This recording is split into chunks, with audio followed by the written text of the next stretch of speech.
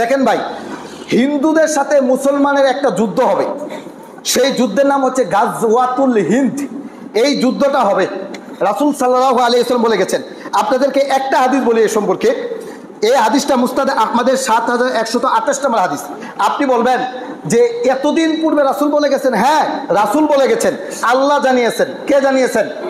আল্লাহ জানিয়েছেন। আবু হুরায়রা রাদিয়াল্লাহু তাআলা আনহু বলছেন, ওয়া'আদানা রাসূলুল্লাহ সাল্লাল্লাহু আলাইহি ওয়াসাল্লাম গাজওয়াতুল হিন্দি। আল্লাহর নবী আমাদেরকে গাজওয়াতুল হিন্দের ওয়াদা দিয়েছেন যে গাজওয়াতুল হিন্দ আসবে। তিনি বলছেন, ফাইন উদরিকহা উনফিকা ফিহা মালি ওয়া নাফসি। আমি যদি এই গাজওয়াতুল হিন্দ পেয়ে যাই, তাহলে আমার জান দ্বারা এবং মাল দ্বারা ওই গাজওয়াতুল হিন্দের মধ্যে অংশগ্রহণ করব, যুদ্ধ করব। যদি উকতালু কুনতু মিন আফদালিশ শুহাদা, এই গাজওয়াতুল হিন্দের মধ্যে যদি আমি মৃত্যুবরণ করি, শহীদদের মধ্যে সর্বশ্রেষ্ঠ শহীদ হিসাবে আল্লাহ তাআলা আমাকে মর্যাদা দান করবেন।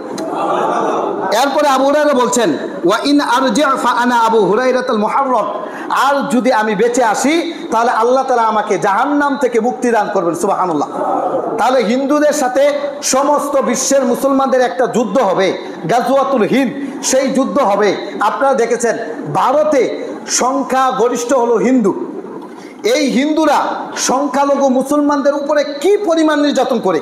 কুরবানি করতে দেয় না, মুসলিম নারীরা যখন হেঁটে যায় তখন তাদের নেকাব ধরে টানে, তাদের উপর জুলুম নির্যাতন অত্যাচার করে। একদিকে মসজিদ, এইদিকে বানিয়েছে মন্দির, এই মন্দিরের মধ্যে তারা উচ্চ সুরে গান বাজাচ্ছে, বিভিন্ন প্রকার জুলুম অত্যাচার এই উগ্রবাদী হিন্দুরা করে যাচ্ছে।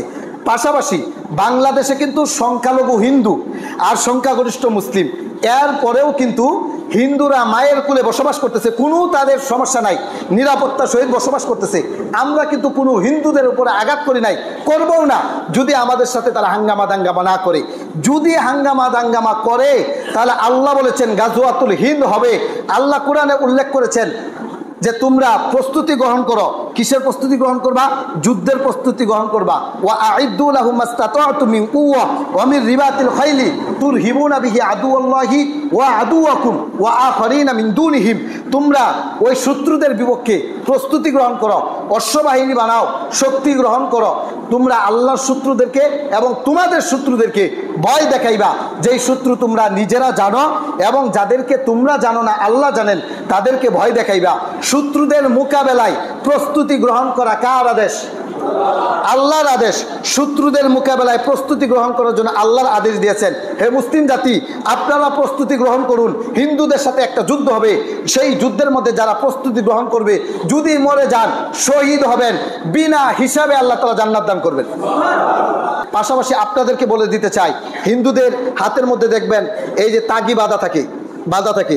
এই সমস্ত হিন্দুদের সাথে যদি কোনো মুসলিম নারীকে চলতে দেখেন যে একসাথে চলছে, তাহলে তৎক্ষণাৎ তাদেরকে সেখানেই বাধা দিবেন। প্রয়োজনে তাদেরকে সেখানে বেঁধে রাখবেন, বেঁধে রেখে প্রশাসনকে খবর দিবেন। প্রশাসন যদি না আসে, নিজেরাই উত্তম মাধ্যম দিবেন, এরপরে মেয়ের বাবাকে ডেকে আনবেন, তাদেরকে দিয়ে দিবেন। যদি প্রশাসন বিচার না করে, তাহলে আমাদেরকে তো একটা কিছু করতে হবে। আমাদের বোনদের ইজ্জত রক্ষা করতে হবে, মেয়েদের ইজ্জত রক্ষা করতে হবে। আমাদের যতটুকু দরকার ততটুকু আমরা করব ইনশাআল্লাহ। আল্লাহ তাআলা তৌফিক দান করুন, সকল বলেন আমিন।